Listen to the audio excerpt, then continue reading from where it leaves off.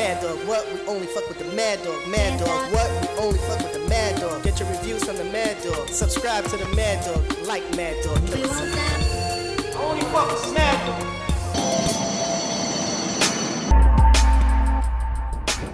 Well, it takes me right to the starting five first matchup with Myron and Oops. And I already know what you're about to say. Well, I already know what you're going to say when he said that cancer line. Yeah, man. I thought it was below the belt, man. Even the crowd was like, why is he going at him like that? You know what I'm saying? But look though, let me tell you, this is why there's a gray area. Okay. Because this is a sport where you are supposed to disrespect your opponent as much as possible. You know, then there's that invisible line. Like, where do you not cross the line? Well, what is off limits? Me personally, and look, first of all, I'm gonna speak on the T-Rex thing. Okay, a lot of people took me saying you died the same day as your nephew. Now, I wasn't saying I'm glad your nephew died. Right. I am happier. All I said was you died the same day as your nephew, but it was just the way I said it that people took it like, oh, and then it pissed T-Rex off. But I personally don't really talk about people's dead relatives. Like, that's the one line I personally won't cross. I know Arsenal, he'll go there. Well, I think Arsenal, that's what put him on the Mt Rushmore, because if you say battle rap is about total disrespect and we don't know where the line is, Arsenal is still pushing that line to its limits. When he battled, what's his name, Mr. Fab, he said yeah. Listen.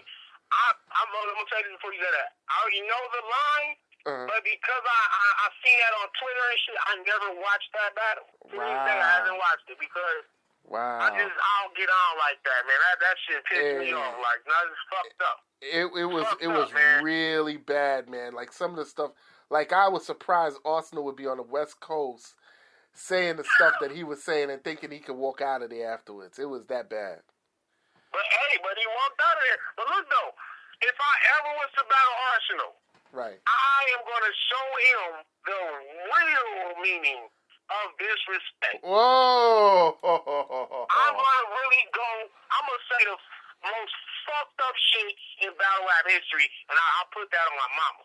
Like, it's not, if I ever battle him, this ain't about me out-balling you or out-punchlining you or none of that. Right. I know I'm more lyrical than you. I'm going to show you that I can be way farther disrespectful than you.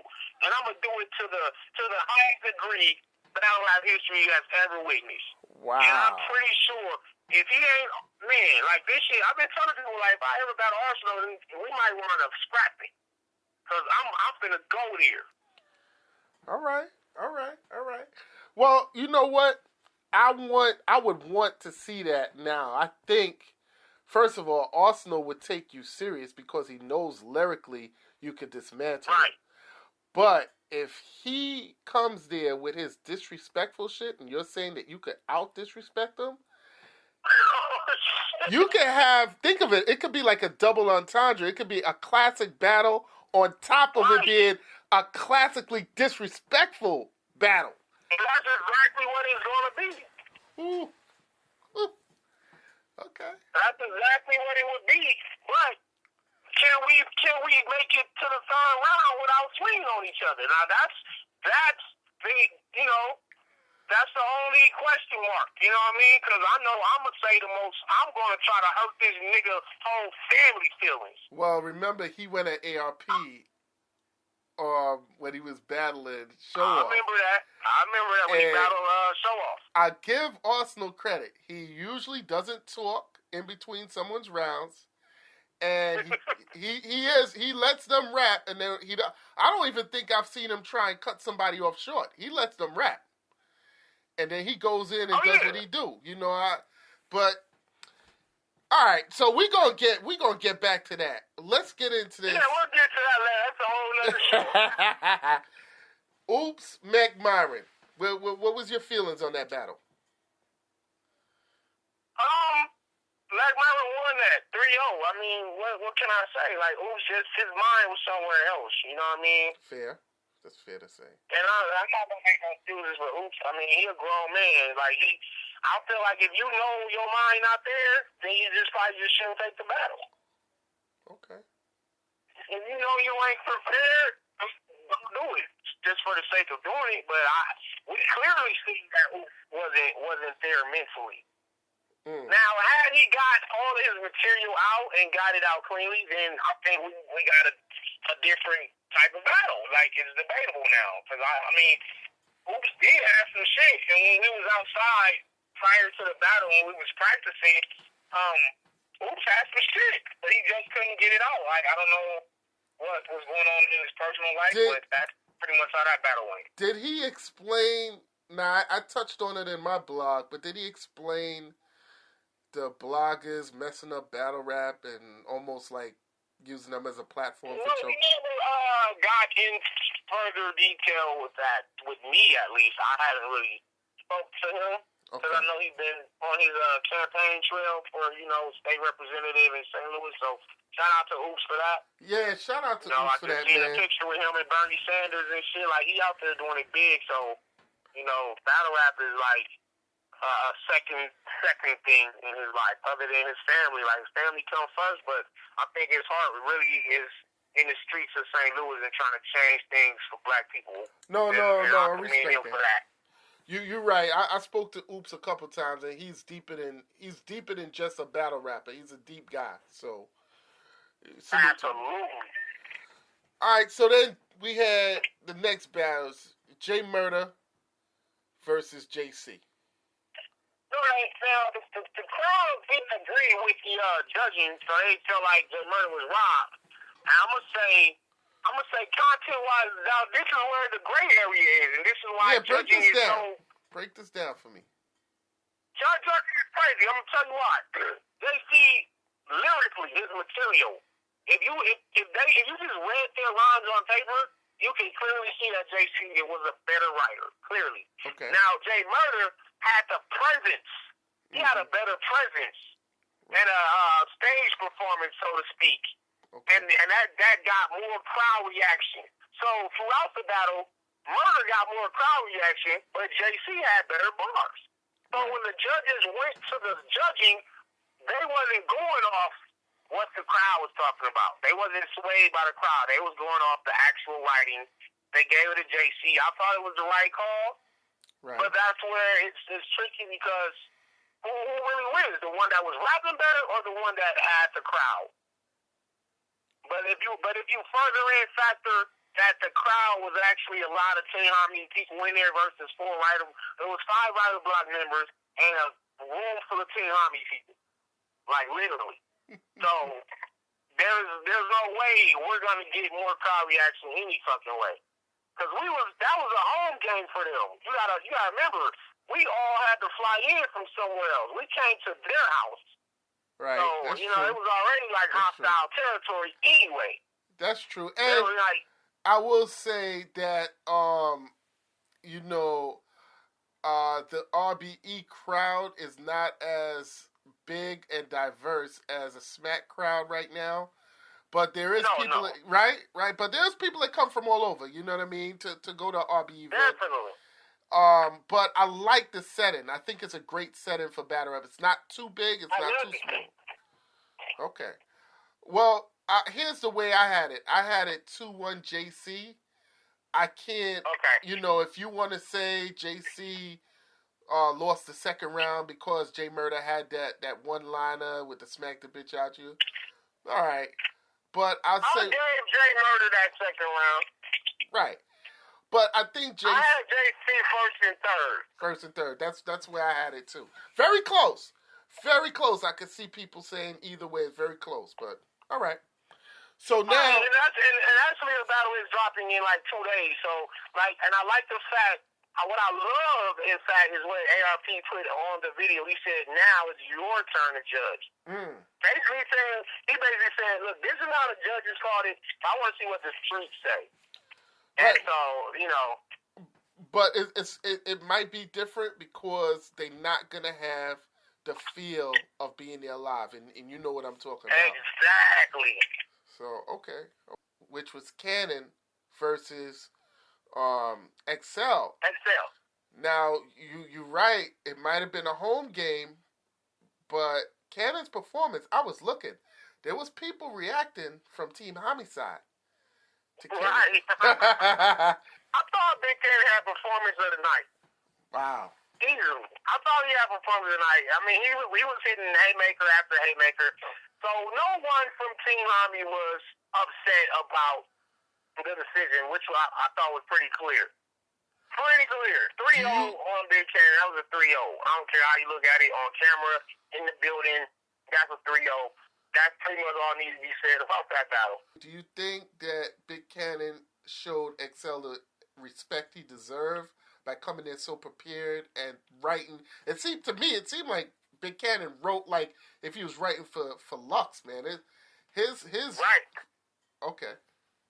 He had something to prove. And that's why he was doing all those vlogs prior to the battle. Ooh. He was taunting him. He was clowning. Right. He even said, I got Lux. And he said, and so like you said, he was in a mind frame. Okay. Like, I'm battling Loaded Lux. And that's what took him to that level. It's 2-1 leading into the money bags versus B Magic. Now, if B Magic wins, it's almost like a lock for Writer's Block. Right. That was it. That's the one we needed. That's the one you needed. We needed that. You needed it for a lot of reasons because I've seen, you could say home game for Team Homie, but B Magic is loved in New York. His rap style live, if he would have even just performed like just the way, it would have been debatable because Moneybags was spazzing. Oh yeah, Moneybags was on fire, man. Like, but look though, here's the thing. This is what people don't never really look at when we go back to these scores. Okay. Now, Oof and Magic were basically 2 giveaways. Like, we gave y'all 2 points. Y'all was spotted 2 points. You know?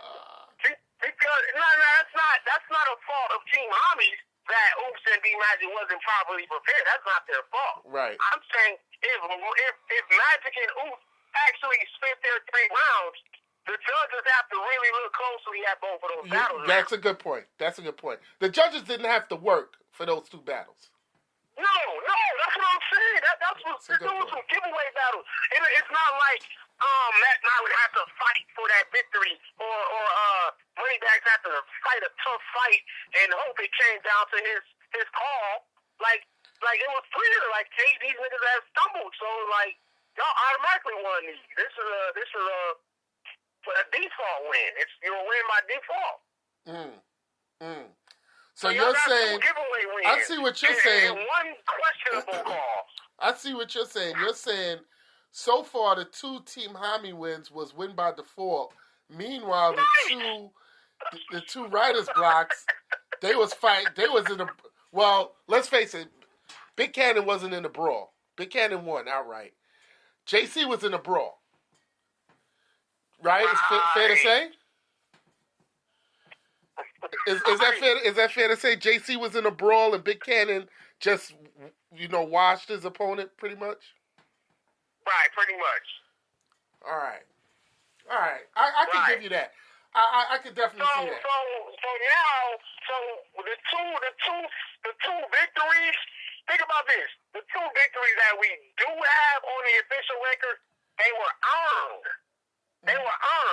Because Excel didn't choke. Right. Excel got through his shit, so that wasn't even really no giveaway. That was just Cannon being better.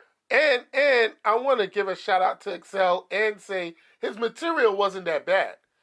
No, he had some shit. Don't get me wrong, but I think Big Cannon just had smarter writing in terms of the haymakers. Yeah, and his delivery and his humor, his stage presence. His cadence, tempo. All of those. Yeah. He really showed, he outclassed them, really is what happened. There we go. That's the word we need. He just outclassed them. That's the word we need right there. Yeah. I've seen that. So it leads us to this pinnacle matchup. This. If you're a league owner, you want this 2-2, bottom of the ninth. Your cleanup batter against my best, closer, whatever you want to say. And why don't you take me through it, and I'll tell you what I think, what I saw with the pay-per-view after. Yeah, I mean, like you said, as a league owner, you can't ask for a better situation. Right. You can't ask for a better situation, especially when you put together a team versus team event. Because it's not like it's 4-0 going into the last battle, and that battle doesn't even matter. Like this was for all the marbles right here. Now, hold on. We gotta shout out ARP and his whole staff. Lauren, shout out all of them, and RBE, because I've spoken to ARP a number of times, and when it comes to this battle rap shit, I don't think there's anybody more genuine and wanting the fairest outcome. So I don't think he would have tried to design this to happen. He would try and do everything he can to show you, hey, it is what it is. Right. Okay. Sometimes the fans don't know. Go ahead. Going into the first round, I went first, got my bars off. I hit Swave with crazy amount of bars that first round. Mm-hmm. He went next, kind of stumbled, probably, 8-10 bars into his reverse. Right. And then had to start it over to get back on track. So at that point, it doesn't even matter, even if your shit was more fire than mine at that point. True. You're down 1 round to nothing. Right. Now this is the round. Now this second round is where things getting fuzzy now for people, but for other people it's not fuzzy because again I come out and outclass Swave lyrically. Right. Now, cause I'm sure his second round did not have more bars than my round, and that's not me being just self-biased because it's me. You know what I mean? I just thought his material definitely, I think, was better in that second round, but just was not enough to overcome the multitude of bars that I hit him with. You know what I mean? And I had attacked the counter, the Terminator shit, that whole team. Oh man, there was a lot of shit I had in that second round. Right. Now, to me, I'm up 2-0 by the time Swade's second round is over. And believe me, I felt like it was definitely heating up in that second round, but it was not heating enough up. to win the round. Was that the round where you said, I gotta talk to you on some street shit, and he put his drink down and took his glasses off, or was that the third round? I think that was the third round. Okay. All right, go ahead. So, to me and to a lot of other people, I'm up 2-0. Okay. So now, my third round, I didn't even use bars. I even said it at the beginning of the round. I said, sometimes you got to abandon lyricism when he thinks niggas was some criminal shit. And that's when he took his glasses off. And he's like, okay. Shit about to get real. So now I'm breaking down Swave's career, his legendary status, and where he stands in terms of New York, and why you're not mentioned with the Mooks and the Luxes and the Rexes and the Charlie Clicks and even Head Ice. And this is all the same niggas from your borough. Like you're like the number 10 spot or number 11 spot in your own borough. So I'll just put his status into question that third round and kind of broke him down. You know what I mean? I said things to him that has never been said to him in his career. Which were a fact, by the way. This wasn't my opinion. This is a real fact. Okay. So, third round, he geniusly, and I won't say geniusly, countered the King of Violence angle. Right. Now, mind you, I said this to T-Rex, I said it to Charlie Clips, and Swave was the third Harlem guy that I had battled in a row. But Clips Rex didn't have a chance to rebuttal it, but Clips did, and he didn't do it. So Swave took the opportunity to say, let me address this LA nigga fucking this King of Harlem shit. And he works brilliantly. I'm gonna tell you it wasn't. I love it. I personally love that shit. Okay. You know what I mean? He talked about Big L. He talked about 125th. Yep. And he had a scene to it. He's like, "I'll tell you." Yeah. And like, he's really turning up on me now. He's in his zone now because his first and second round, he did not have that same energy that he had in that third. Right. He wasn't rapping with the same aggression and forcefulness and just straight up conviction. Yeah. You gotta remember, he's in a building full of Team Army niggas. It's a New York thing. I'm not even gonna say I'm not like crying or that because I knew it was a home game. Right. But that was kind of that move was brilliant, and I'm gonna say it was brilliant because he took advantage of the situation. The situation being he's in New York. He's a New York nigga. It's a bunch of New York people in the building, and all the judges are from New York. So he's gonna talk to New York shit to a Cali nigga. And it's going to work every fucking time. Because I tell you this, I don't think that same round would have got the same reaction if he was in Chicago or if he was in Detroit. You know what I'm saying? That's like if I took Swave to L.A.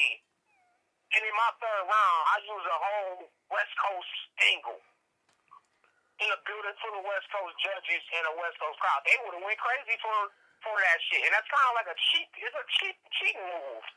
Well, So you automatically gonna win that round when you talk about your hometown. That's a giveaway round. Like, you feel me? So people felt that was a knockout round, and that one round just won him the whole battle. But I'm like, you gotta look at the situation. So to me, I thought I took the first two rounds. He got the third. Well, let me ask you a question. But I respect the call. Right. You know, I can't remember respect the call. What can I say? Well, let me. I'll tell you my opinion in a second, and let me ask you a quick question. Do you feel that you opened the door by even saying you're the King of Harlem in his battle? Did you think maybe I should? Yes. Okay. Yeah, and I'm glad he did what he was supposed to do as an MC. You're not supposed to let no nigga tell you he the king of your motherfucking city. Right. In your face. Right. Like when Snoop was taking down the buildings in New York. Like a man. He addressed that shit like a man and stepped to me like a man, and that's why I respected it. That's why I love that shit, because he was fighting back. Yeah, Swave got hyped up. He was the only nigga to fight back. Yeah, he got hyped up. So, the way I seen it, Danny, is kind of like the way I seen it in the blog, and I watched the battle over and over again. And here's the thing. You know, I think you won the first two rounds. I don't even think the second round was really a debate. I felt as though Swave still was trying to, like, find his tempo in the second round. Like, his bars, he wasn't even sure of his bars in the second round. The first round, we already know he had to start over. But the third round he had down. And he had it down so much, he could even pace himself with the how dare you. Now, you know how, like, Biggie and Tupac, there's this big debate on who was better.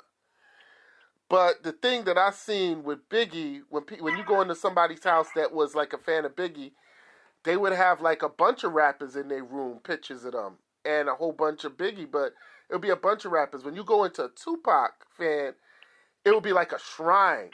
It would be like all Tupac and everything Tupac is in there. Cups, mugs, Thug Life. It was like a whole movement. So to me, Tupac was more of a feeling. He made you feel him. And Biggie was like, yo, I like what this dude is saying. Like, he can rap all day. I like listening to this dude. And I think similarly in your in your battle with Swave, your rap style was like, yo, this dude, he has bars. His bars is hot. He's got the metal. He's hitting me with some shit. And then in that third round, Swave hit it with, you gonna feel this shit. Like, I may not rap everything. I'm gonna put these bars. Right. And I think live in the crowd with the battles, it went over well. You know, absolutely it did, but it didn't have a choice to go over well when you talking that New York shit in a room full of New York niggas. And even some of the judges was like, yo, I just think they just off the third round he won the whole fucking battle. And that's where you have a gray area. Kind of like Lux and Calico. Well, a lot of people felt like Lux might have just won off the third round alone. Well, I think it's possible. I think with that one, I think you could debate the second round more. The first round we could just give to Calico, and let's just say Calico's material was just awesome. But that third round, I think you're right. Even if you said Calico won the first two, the third round from Lux was just... absolutely, man. Like, yeah. But in terms... Now, listen. In comparison, Swave's third versus me and Lux's third versus Calico, I don't think, like, Swave's third was nowhere near the same level as Lux's third. And that's what people was trying to say. No. Danny got hit with the knockout Lux type of third round. I'm like, no, it wasn't, man. It wasn't like that. It was nice, and it was a great rebuttal. It was a great angle, and it was real smart for him to take advantage. But, I mean, really, when you break that shit to bare bones, it was just him talking some New York shit. And I felt like my third round was more kind of like, I was talking to him too. Right. So, if you take that battle and put it in a neutral spot, I'll probably still win that third round if we do that battle in Indiana. You know what I'm saying? Like, because he's not going to have the same crowd energy in Indiana. You know, so my bars is kind of like tailored to work anywhere. Okay. You know what I mean? But at the end of the day, truthfully, shout out to Swave because, first of all, it was just an honor for me, personally, just to even be in there with Swave and to bring that out of him. You gotta think, wasn't nobody talking about Swave some of these last couple of years until now. Now niggas is talking about Swave again. And it took me to bring that out of him. Because he didn't even, because he just battled 2 weeks before that when he battled Saga. And you know, I've been hearing that he lost out there in Pittsburgh. But he went to that level for me. He didn't go there for Saga. So that just tells me he respected me enough to say, let me get this nigga this classic Swave. And for me to witness it live and for him to be doing that shit to me, it was dope. I love it, man. But I mean, honest to God, I still feel like I took it 2-1. But, you know, I got to respect the call, so I'll take the loss. You know, I lost. Fuck it. I love to play, but this is why I also like how ARP says, now let the streets judge it. I think we're getting a transition from even fans and judging of battle rap where people are not just counting 1, 2, 3 rounds anymore. They want to, you know what I mean? I want to feel like you won the battle or you lost the battle, and I don't necessarily want to count rounds anymore. That means you could have an incredible third. It's like basketball. You could be losing. It sounds like Sue Surf, right? But you could be losing by 10 points after halftime. Maybe you could be losing by 15 points in the third quarter, going to the fourth quarter, and you just turn up. People ain't going to say, oh, but... And I kind of, man, you know what, man? That's why we love this battle shit. Because there's so many intangibles, and what you're saying is true. A nigga could, you know, you could be down 15 points going into the fourth, but fuck around and outscore them by 40 fucking points. You lost the first 3 quarters. Right. But the fourth quarter, when it really counted, you came through and you won the fucking game. You turned up. I mean, and it's I think maybe battle rap kind of can be like that, because really go back to Verb and Hitman. I mean, I might actually have Hitman winning the first 2 rounds. Hitman's first 2 rounds was hot. People forget Hitman was saying some shit. Right. I mean, I thought Hitman probably was up 2-0. But when Swave did the Big Joe shit... Yeah, and ended it like that's how you talk to your son. Yeah, it's a knockout blow. It's a knockout blow. Just like you were saying, like even in boxing, you could have won the first 11 rounds on points. Yes. And get knocked out in the 12th round, the fucking fight's over. You lost. Yeah, you know what I'm saying? So, but what I'm saying is, I just don't feel like Swave's third was that powerful to where it was a knockout blow. That's how I personally feel. You're right. I don't want to give him his props because like you've been hearing me say, I'll give him his props. I love that round. But I don't think it was like a super crazy round like that. I think it was them Team Army niggas gassing that shit a lot too. I think honestly, I think you encompass something that a lot of people probably are gonna see when it hits on the net, and you're gonna see a Swave that you never seen before. So you can't compare him to Lux. What you can compare him to is every Swave you've seen. That was, right. you know, and emotional wise, taking off the glasses. You know, you always see Swave. Swave look like if he not even thinking about the person battling next to him. He's smiling and all that stuff. He be smiling and joking around. Yo, you're right. You brought a evilness out of this dude. Like, what the I brought the demon out of him, man, and he did that for Harlem. Like, that round wasn't even for him beating me. Like, he said, nigga, I'm finna do this for Harlem, for the legacy of Harlem.